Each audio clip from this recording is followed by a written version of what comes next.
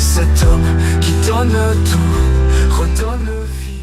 Qu'est-ce que la résurrection? Il me semble que l'évangile de Jean a sa manière propre de conduire pas à pas à la réponse à cette question. Bien sûr, la réponse pourrait convenir aux autres évangiles, mais chez Jean, elle est la suivante. La résurrection, c'est une vie tellement abondante que la mort ne réussit pas à y mettre fin. La résurrection, c'est une vie si débordante que la mort échoue à l'arrêter.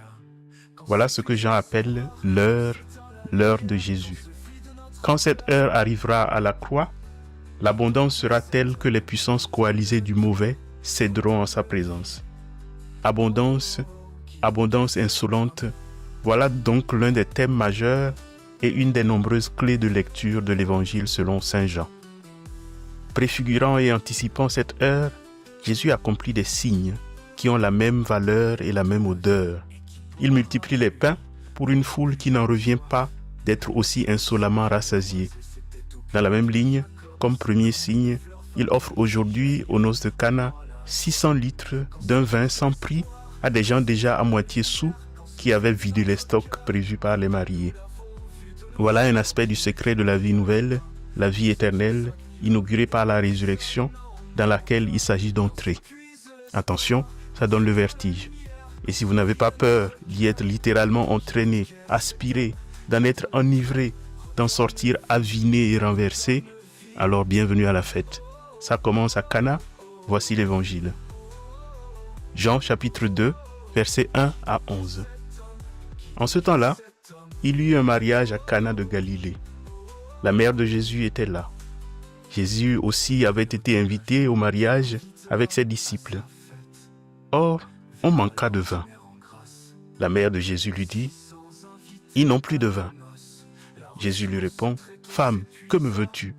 Mon heure n'est pas encore venue. » Sa mère dit à ceux qui servaient, « Tout ce qu'il vous dira, faites-le. » Or, il y avait là 6 jarres de pierre pour les purifications rituelles des Juifs. Chacune contenait 2 à 3 mesures, c'est-à-dire environ 100 litres. Jésus dit à ceux qui servaient, « Remplissez d'eau les jarres. » Et ils les remplirent jusqu'au bord. Il leur dit, « Maintenant, puisez et portez-en au maître du repas. » Ils lui emportèrent. Et celui-ci goûta l'eau changée en vin. Il ne savait pas d'où venait ce vin, mais ceux qui servaient le savaient bien, eux qui avaient puisé l'eau. Alors le maître du repas appelle le marié et lui dit, « Tout le monde sert le bon vin en premier, et lorsque les gens ont bien bu, on apporte le moins bon. Mais toi, tu as gardé le bon vin jusqu'à maintenant. » Tel fut le commencement des signes que Jésus accomplit. C'était à Cana de Galilée. Il manifesta sa gloire et ses disciples crurent en lui. Jean est un écrivain de génie. Bon, il peut être parfois ennuyeux aussi, surtout par sa façon de rapporter les discours de Jésus. Je vous mets au défi, par exemple, de lire d'une traite les chapitres 14 à 17 de son évangile, ou même seulement le chapitre 3, sans bâiller au moins 3 fois. Mais c'est un génie du récit. Il sait vous raconter une histoire. Quand il vous parle de la Samaritaine, il vous maintient le suspense jusqu'à la dernière minute. Quand il vous parle de l'aveugle-né, vous guettez à chaque ligne une nouvelle occasion de sourire. Quand il rapporte l'histoire de la femme adultère, vous avez presque l'impression que c'est vous qu'on va lapider si Jésus ne fait rien. À la résurrection de Lazare, il réussit presque à vous faire monter l'odeur de putréfaction au nez. Il sait vous entraîner dans l'histoire, vous faire danser, pleurer ou palpiter à son rythme, comme aux noces de Cana aujourd'hui, ou, pourvu que vous acceptiez de ne pas connaître l'histoire à l'avance, vous vous demandez avec les serviteurs, j'y reviendrai, où mène toute cette histoire de jarres à remplir. Mais ce qui est vrai de ces récits bien connus est encore plus vrai de tout son évangile. Il sème des indices partout. Quand vous lisez la multiplication des pains au chapitre 6, si vous faites un peu attention, vous savez qu'il vous a déjà prévenu au chapitre 2 que le Gars Jésus est venu avec l'abondance comme marque déposée, qu'il a l'habitude de faire exploser les limites du raisonnable. Même la petite expression qui débute l'évangile d'aujourd'hui, le 3e jour, qu'on n'entend pas dans l'extrait liturgique, mais qui débute le chapitre 2, vous renvoie déjà au 3e jour final où Jésus se relève d'entre les morts, où ce ne sera plus l'eau et le vin qui abondent de sa bonté, mais l'eau et le sang qui jaillissent de son cœur ouvert par amour. Aujourd'hui, au premier signe qui anticipe cette heure-là, Marie est là avec les disciples. Quand l'heure aura sonné au pied de la croix, Marie sera encore là avec le disciple. Aujourd'hui à Cana, il s'agit du mariage et Marie est appelée par le titre de femme. À la croix, ce sera l'enfantement du monde nouveau et là, elle aura le beau titre de mère. C'est là enfin qu'elle aura engendré. Et des indices de ce genre, d'un chapitre à l'autre de Saint Jean, vous en avez, en veux-tu, en voilà. Bon, vous vous doutez que je raconte tout ça pour en venir à l'évangile de ce jour, qu'il convient pour cette raison même de ne pas lire de façon isolée. Les noces de Cana s'insèrent au sein de l'évangile de Jean dans plusieurs réseaux de sens différents. On pourrait lire cet évangile en suivant la logique des rencontres de Jésus avec les femmes dans l'évangile de Jean. On pourrait le lire en suivant la question du voir et croire, voir et ne pas croire, ne pas voir et croire, qui structure tout l'évangile du chapitre 1 au chapitre 20. On pourrait aussi suivre le réseau de sens de la question de l'heure qui n'est pas encore venue, mais que Jésus anticipe par les signes qui y conduiront. J'ai renoncé à la tentation de vouloir tout dire, au risque de vous fatiguer avec des homélies sans fin, et je ne suivrai aujourd'hui à mon corps défendant qu'un seul de ces fils conducteurs. D'ailleurs, rien n'empêche que vous me dites dans les commentaires si vous en identifiez d'autres vous-même. Je fais ici une interruption. Je ne suis pas influenceur et je n'ai pas l'intention de le devenir. Dieu est mon influenceur, c'est déjà bien comme ça. C'est pour cela que je ne vous fatigue pas, ni à toutes les minutes, ni à toutes les secondes, ni à chaque battement de paupières, de liker, de partager, de commenter, de vous abonner, et encore de liker, de partager, de commenter, de vous abonner. Moi-même, ça me saoule quand on me le répète. Mais, je vois que vous le faites et je suis sensible à cela. Alors, un grand merci à vous tous qui le faites, qui prenez tellement d'intérêt à ce petit ministère que j'en suis le premier étonné et réjoui à la fois. Je n'ai pas besoin de vous dire de partager, mais j'ai le devoir de vous dire merci parce que vous le faites. Alors, merci. Bon, revenons à la fête, aux noces de Cana, que je m'apprête donc à lire selon le thème principal de l'évangile de Jean, la vie éternelle, c'est-à-dire l'abondance de l'ère messianique, la vie qui est si puissante que la mort ne l'arrête plus, l'eau qui est si vive qu'aucune soif ne lui résiste, le pain qui est si vivant qu'aucune faim ne l'inquiète plus, la vie qui est si librement donnée qu'aucune prise sur elle ne lui fait peur. Bref, comme Jean l'annonce dès le chapitre 1, quand la vie devient tellement grâce sur grâce qu'elle oblige à vivre et à imaginer la vie autrement que nous la vivons. Car la vie des hommes est organisée, dirigée, contrôlée, gérée par la peur du manque. Nous vivons dans un monde où l'accumulation est une réponse à la peur. Peur du manque, peur de ne pas en avoir assez, peur que les ressources viennent à s'épuiser, etc., etc. Rappelez-vous la pandémie, comment la peur du manque du simple papier hygiénique nous a menés à des comportements si bas que nous en avons rougi nous-mêmes. Cette peur du manque fait entrer dans une logique d'exclusion où mon abondance à moi suppose toujours, explicitement ou non, la privation de l'autre. Mais en plus, cette peur qui semble vouloir conjurer le manque finit par le rendre omniprésent. C'est un paradoxe profondément humain. L'abondance que nous poursuivons, telle une ligne d'horizon, recule à mesure que nous avançons. Nous faisons tout pour ne manquer de rien. Nous voulons vivre dans l'abondance. Ce n'est pas une mauvaise chose, mais là où le bas blesse, c'est que pour nous, l'abondance est l'objectif final, elle n'est pas la condition de départ. Or, cette tendance à accumuler en vue de l'abondance fait que d'une part, nous piétinons les autres pour y arriver, mais d'autre part, l'abondance que nous pensons avoir atteinte est toujours illusoire. Nous avions accumulé assez de vin pour le mariage, et voilà que, là où nous imaginions l'abondance et la tranquillité, le manque nous rattrape et relance l'angoisse de l'accumulation et relance la course. De bout en bout, l'évangile, ça sera encore le thème de dimanche prochain, l'évangile donc de bout en bout semble s'acharner à nous convaincre de ceci. L'abondance, mes frères et sœurs, n'est pas un objectif à atteindre, elle est le point de départ de la vie. L'évangile ne vient pas contrarier notre quête d'abondance. Il nous dit au contraire que cette abondance n'est pas le but, mais le point de départ de notre vie. Elle n'est pas la fin, elle est le début. L'éternité, la vie éternelle, la vie abondante la vie débordante n'est pas quelque chose qui nous attend au bout. Elle est une chose qui nous est déjà donnée pour réorganiser notre vie, ici et maintenant. Commentant le livre de l'Apocalypse, un pasteur protestant a écrit ceci, je cite, « La grande histoire que raconte la Bible ne se termine pas par le fait que des gens montent au ciel, mais par le fait que le ciel descend sur la terre. » Fin de citation. Et la présence du Christ au milieu de nous, l'Emmanuel, Dieu avec nous, signifie cela. L'éternité est entrée dans le temps, le Verbe dans la chair, la lumière dans les ténèbres, la grâce dans la loi. Et si vous le voulez, vous pouvez dès aujourd'hui commencer à regarder votre vie sous le signe de l'abondance plutôt que du manque. Quelqu'un qui a seulement 5 pains et 2 poissons et qui les donne, voit le monde sous le signe de l'abondance. Mais quelqu'un qui a 5 pains et 2 poissons et qui les garde jalousement par peur de manquer, celui-là voit le monde sous le signe du manque. Quelqu'un qui n'a que 24 heures dans sa journée, comme tout le monde, et qui consacre 1 heure à Dieu ou à visiter les malades, celui-là voit le temps sous le signe de l'abondance. Quelqu'un qui n'a lui aussi que 24 heures et qui n'a du temps pour rien d'autre que lui-même, celui-là voit le temps sous le signe du manque.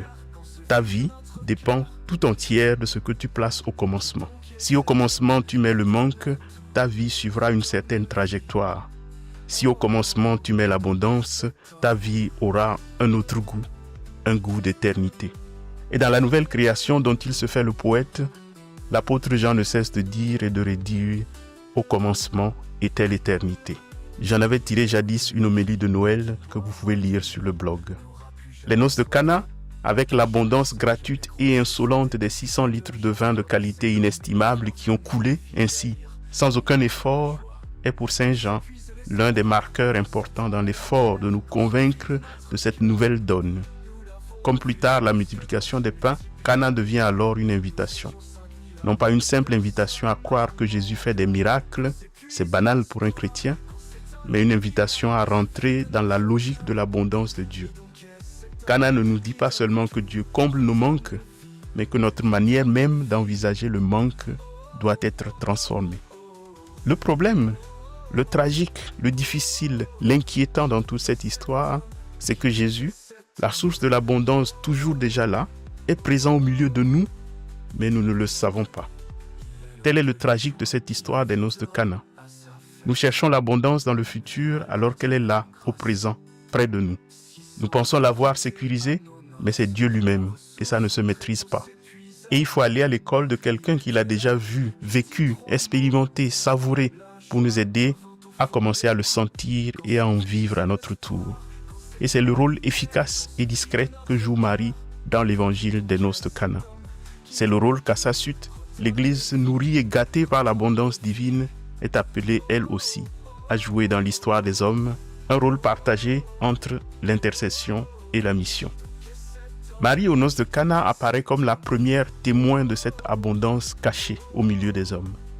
Lorsqu'elle dit à son fils « Ils n'ont plus de vin », ce n'est pas une simple constatation du manque, tout le monde l'a vu, mais c'est un acte d'intercession que tout le monde ne pose pas. Elle reconnaît que Jésus seul peut révéler à ses mariés, plongés dans l'inquiétude, que la fête dépend d'autre chose que de leurs ressources propres.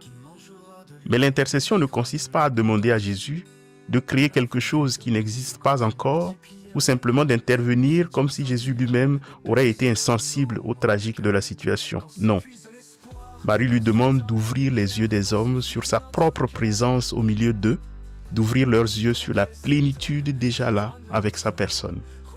Et c'est d'ailleurs de cela que Jésus se plaint vis-à-vis de sa mère. « Femme, mais mon heure n'est pas encore venue.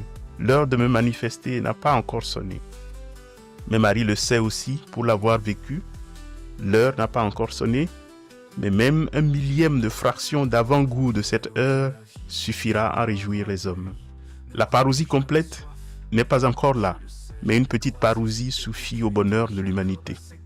En fait, Marie est en train de dire à Jésus, « Mais pourquoi tu les laisses s'inquiéter alors que tu es là au milieu d'eux ?» La prière de l'Église est peut-être tout entière là. « Seigneur, révèle-toi aux hommes, toi leur bonheur, toi leur paix. » Intercession. Puis mission. D'une part, Marie adresse à Jésus une intercession qui révèle son intime compréhension du mystère de l'abondance divine. D'autre part, elle devient missionnaire en s'adressant aux serviteurs. Elle leur donne un conseil simple. Faites tout ce qu'il vous dira. Mais l'exécution de ce conseil sera déroutante. On est peut-être prêt à faire ce qu'il nous dira, mais avouons que parfois on ne comprend pas très bien comment mettre de l'eau dans des jarres d'ablution pourrait résoudre le problème de manque de vin qui nous serre à la gorge. Quand les serviteurs remplissent les jarres, ils ne voient que de l'eau. L'abondance leur est donc voilée. Ce qui la rend visible, c'est la foi. Ce n'est pas l'abondance qui nous manque, mais c'est la capacité de la voir. Comme les disciples sur la route d'Emmaüs, nous pouvons marcher aux côtés du ressuscité sans le reconnaître. Il n'y a que le ressuscité lui-même, ou ceux qui l'ont vu à l'œuvre, comme Marie, qui peuvent nous dire, y gageant leur vie, c'est vrai, il est là, ne vous inquiétez pas. En s'adressant à Jésus et aux serviteurs, elle devient un modèle d'église, appelant sans cesse les hommes à reconnaître que leur quotidien peut être transfiguré par la présence d'un Dieu déjà là, au milieu d'eux. Le miracle ne réside pas tant dans la transformation de l'eau en vin que dans le dévoilement de ce qui était déjà possible si l'on osait y croire. Je l'ai dit, il y aurait beaucoup d'autres choses à dire à propos de cet évangile, mais je conclurai par une seule chose. C'est que cet évangile offre un moyen de discerner entre les deux rôles de l'Église que nous venons d'identifier, la mission et l'intercession. La mission de l'Église n'atteindra jamais tous les hommes. Dans cet évangile, elle est adressée seulement aux serviteurs, qui sont d'ailleurs là par devoir, même pas invités à la fête, ceux à l'écart et à la marge. C'est à eux que s'adresse la parole missionnaire, et c'est eux qui prennent cette parole assez au sérieux pour rendre le miracle possible. Faites ce qu'il vous dira, et ils obéissent. La parole de l'Église est et sera toujours une parole dans le désert. Elle ne fera pas fleurir tout le désert, mais il fera germer des fleurs ici et là. Elle fera lever du bon grain au milieu de l'ivraie, et c'est déjà suffisant. Mais la grande espérance, c'est que cette faiblesse de la mission est compensée par la puissance de l'intercession. Car l'intercession de l'Église touchera toujours tous les hommes, absolument tous. Ce sont les serviteurs qui obéissent, mais c'est tous les invités qui bénéficient de la joie du bon vin. Si un seul homme ou une seule femme ouvre les yeux sur les merveilles de Dieu dans sa vie, c'est tout son entourage qui en bénéficiera. Que les bénéficiaires eux-mêmes ouvrent les yeux ou préfèrent les garder fermés, importe peu. Il a suffi que 3 serviteurs acceptent de faire tout ce qu'il leur a dit pour que les invités et le maître du repas lui-même, qui oublie de demander d'où vient le nouveau vin, s'égosille et s'éclate sur la qualité du bon vin. Il suffit que Marie soit là, au milieu de ce brouhaha, pour que la lumière soit levée. Il suffit que Dieu ouvre le cœur de Mère Teresa pour que des millions d'enfants trouvent la joie. Et quand je parle de ça, j'aime à rappeler la provocation que me lançait souvent un de mes profs de Bible au séminaire, paix à son âme. Léonard, disait-il, arrête de râler. Car en vérité, je te le dis, s'il y a un seul saint dans ce séminaire, il se sauverait lui-même et il sauverait tout le monde avec lui. Bon, j'ai une bonne nouvelle pour vous, ce saint-là, on est toujours à sa recherche. À dimanche. Il est le pain de vie, qui mangera de lui, vivra de l'abondance. Nous l'avons vu de nos yeux quand il multiplia les pains. Nous étions 5000 hommes et personne n'en manqua. Quand s'épuise l'espoir, quand s'éteint la lumière, quand se vide notre cœur, qui donc est cet homme qui donne tout, redonne vie? Oh, oh, oh, qui donc est cet homme?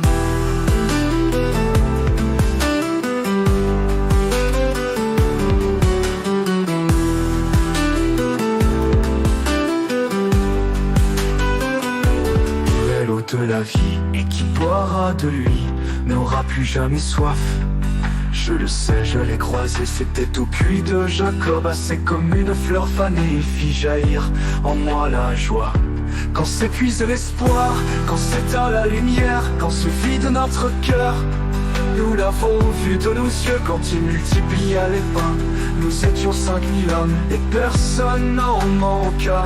Quand s'épuise l'espoir, quand s'éteint la lumière, quand se vide notre cœur, qui donc est cet homme qui donne tout, redonne vie, redonne vie? Oh, oh, oh, oh, oh, oh, oh, oh, oh. Qui donc est cet homme? Qui donc est cet homme?